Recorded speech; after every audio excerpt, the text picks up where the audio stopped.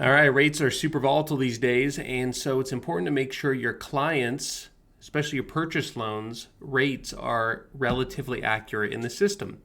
But how do you do that without going to each customer's loan file and editing or updating each loan one by one, which would ruin the benefit of all the time you're saving using our system.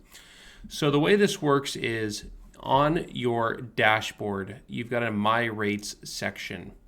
And in this section, you have essentially very simple loan type rate. This is going to be your straight off the rate sheet, no adjustments, par pricing, okay, as raw as it gets. Okay, if you were just to look at a rate sheet, this is the rate you would see for conventional, this is the rate you would see for jumbo. We're not considering LTV or credit score or anything like that. It's just straight off the rate sheet. Okay, and here's why. When you connect or create a loan, most of our customers are doing it through an integration with their LOS system or by importing a 3.4 file.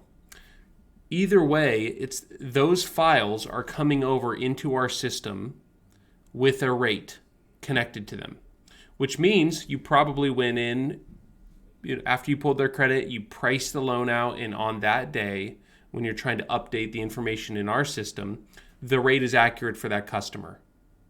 Well, we also have rates, again, straight off the rate sheet here, no adjustments, but your clients' loans have adjustments built into them. So hypothetically speaking, your clients' loans, they know the difference between what par looks like and what their rate looks like. They've got good credit or bad credit, better rates or worse rates. And so the way we operate is from inside of a loan. So if I go into a loan here and I go into my loan officer approved scenario, this is where you're going to find the rate. What we have is what's called a rate adjustment, which is for this particular customer, their rate is going to be plus or minus par pricing. So let's say this is a very qualified client and there's improvements for credit score, there's improvements for LTV. And when I synced in my integrated file or I dropped a 3.4 in there, it created an adjustment of 0.5. Now, if you remember, it's going to be negative 0.5, excuse me, because we improved the rate. So you can see now when I adjust this by negative 0.5, my rate for this client is 4.5. So here's how this works on a one-to-many relationship.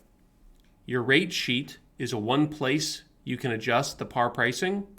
And if your customers' rates are accurate, their rate adjustment is accurate, it will trickle down to every single customer and apply the rate appropriately.